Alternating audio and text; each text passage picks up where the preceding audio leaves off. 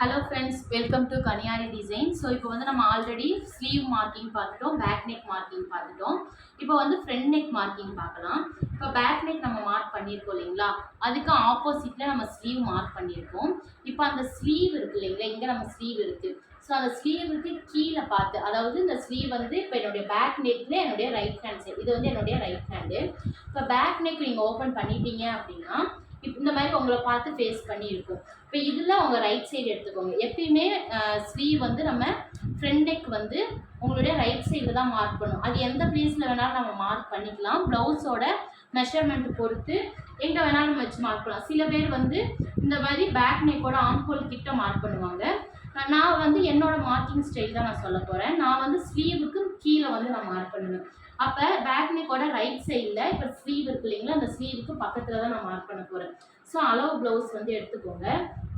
அளவு ப்ளவுஸ் எடுத்துட்டா அந்த ப்ளவுஸில் ரைட் சைடு ஓகேங்களா. ஸோ உங்கள் அளவு ப்ளவுஸில் ரைட் சைடு உங்களுக்கு தெரியல அப்படின்னா ஒன்ஸ் நீங்கள் உங்கள் மேலேயே கூட வச்சு பாருங்கள், அப்போ கரெக்டாக இருக்கும். அதே மாதிரி இது கிராஸ் பீஸுன்னு சொல்லுவாங்க, ஸ்ட்ரெயிட் பீஸுன்னு சொல்லுவாங்க. அது எப்படி செக் பண்ணுறதா, அந்த ஃப்ரண்ட் நெக்கோட நெக் பார்ட் இருக்கு இல்லைங்களா, அதை வந்து இந்த ஷோல்டர் கிட்ட இப்படி லைட்டாக புல் பண்ணி பாருங்கள். இப்படி புல் பண்ணும் போது நமக்கு வந்து இந்த இது ஸ்ட்ரிங் ஆகும். இப்படி ஸ்ட்ரிங் ஆச்சு, ஸ்ட்ரிங் ஆகாமல் இருக்குது இப்போ இந்த ப்ளவுஸில், அப்போ இது வந்து ஸ்ட்ரெயிட் கட்டு. அதே ஸ்ட்ரிங் ஆச்சு அப்படின்னா இப்போ நான் கிராஸாக பிடிச்சி இருக்கிறேன் பாருங்கள், எனக்கு ஸ்ட்ரிங் ஆகுது. ஸோ இப்படி ஸ்ட்ரிங் ஆச்சு அப்படின்னா கிராஸ் கட்டு. ஆனால் இப்படி கிராஸாக பிடிச்சி இருக்கக்கூடாது. இப்படி ஸ்ட்ரெயிட்டாக பிடிச்சி இருக்கும் போது நம்மளுக்கு ஸ்ட்ரிங் ஆச்சு அப்படின்னா அது கிராஸ் கட்டு, ஸ்ட்ரிங் ஆகலை அப்படின்னா அது ஸ்ட்ரெயிட் கட்டு. இப்போ இது ஸ்ட்ரெயிட் கட் ப்ளவுஸு. ஸோ நான் நேராக வச்சு தான் நான் மார்க் பண்ண போகிறேன். ஸோ கரெக்டாக நம்மளுடைய ஸ்லீவ் இருக்கு இல்லைங்களா, அதை ஸ்டிச் பண்ணுறதுக்கு ஒரு 1/2 இன்ச் விட்டுட்டு நம்ம டெப்த் வந்து இதுக்கு கீழே வந்து இறக்கி வைக்க போகிறோம். பேக் நெக்லேயும் நம்மளுக்கு டிஸ்டர்ப் ஆகக்கூடாது, ஸ்லீவ்லேயும் டிஸ்டர்ப் ஆகக்கூடாது. ஸோ அந்த மாதிரி நான் வந்து மார்க் பண்ண போகிறேன். ஸோ ஸ்லீவ் ப்ளவுஸ் எல்லாத்தையுமே நீட்டாக அப்படியே அரேஞ்ச் பண்ணிக்கோங்க. எந்த ஒரு சுருக்கமும் இருக்கக்கூடாது, எதுவுமே இருக்கக்கூடாது. ஸோ இப்படி ப்ளேஸ் பண்ணிவிட்டு இதுக்கு ஷோல்டர் இருக்கு இல்லைங்களா, அந்த இடத்துல ஒரு மார்க்கிங் வந்து பண்ண போகிறேன். அதே மாதிரி இந்த இதில் நெக்கோட டெப்த்து பாருங்கள், நெக்கோட டெப்த்தில் இங்கே பட்டி இருக்குது. ஸோ அந்த பட்டி இருக்கிற இடத்துல நம்ம வந்து மார்க் பண்ணணும். இங்கே இவ்வளோ ஸ்பேஸ் இருக்குது இல்லைங்களா, இங்கே இவ்வளோ ஸ்பேஸ் நமக்கு தேவையில்லை. 1 இன்ச்சு கொஞ்சமாக ஒரு 1 இன்ச்சு 1/2 இன்ச்சு நம்ம ஸ்பேஸ் விட்டால் போதும். ஏன்னா அந்த பட்டி வந்து கொஞ்சம் அடிச்சு தைக்கிறதுக்காக. ஸோ நான் கொஞ்சம் தள்ளி வச்சுக்கிறேன்.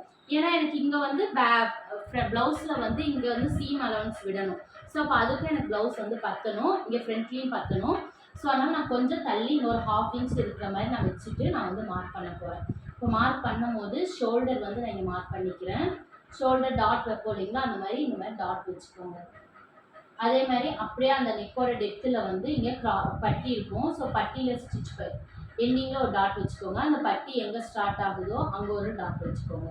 இப்போ இது ரெண்டுத்தையும் நீங்கள் வந்து ஜாயின் பண்ணிக்கணும்.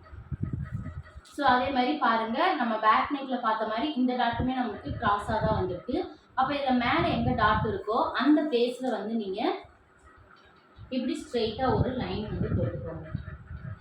ஸ்கேல் இருந்துச்சுன்னா நீங்கள் ஸ்கேலை வச்சே போடுங்க, டேப் வச்சு போட வேணாம்.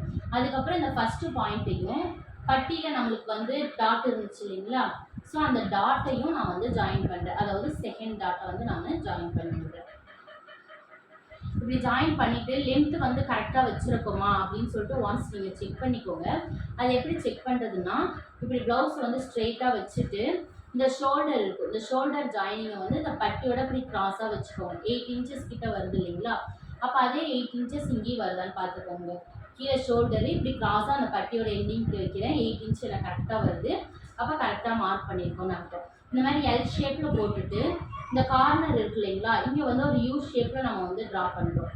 அப்போ ஒரு இங்கேருந்து ஒரு 3/4 இன்ச்சோ 1 இன்ச்சோ வச்சுட்டு நம்ம இந்த இடத்துல இப்படி ஒரு கர்வ் வந்து நம்ம ட்ரா பண்ணிக்க போகிறோம் அந்த லைன்லேயே.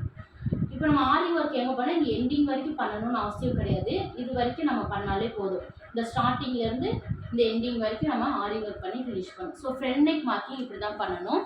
ஒன்றுமே இல்லை, உங்கள் பேக் நெக் எங்கே ப்ளேஸ் பண்ணியிருக்கீங்க உங்களை பார்த்து ப்ளேஸ் பண்ணிவிட்டு உங்கள் பேக் நெக்கோட ரைட் சைடில் நீங்கள் வந்து ஃப்ரண்ட் நெக் வந்து மார்க் பண்ணணும். ஸோ புரிஞ்சிருக்கும்னு நினைக்கிறேன். ஏதாச்சும் டவுட்டுன்னா கமெண்ட் பண்ணுங்கள். நெக்ஸ்ட் வீடியோவில் வந்து நம்ம இந்த டிசைன் வந்து நம்ம எப்படி பண்ணுறதுன்னு சொல்லிட்டு நம்ம பார்க்கலாம். ஸோ சப்ஸ்கிரைப் பண்ணி வச்சுக்கோங்க, அப்போ தான் உங்களுக்கு நோட்டிஃபிகேஷன் வரும். இது வந்து ஒரு சிம்பிள் டிசைன் தான், அது எப்படி பண்ணுறதுன்னு சொல்லிட்டு பார்க்குறேன். பிகினர்ஸ்க்கு வந்து ரொம்பவே யூஸ்ஃபுல்லாக இருக்கும். அண்ட் கமெண்ட் பண்ணுங்கள். தேங்க்யூ.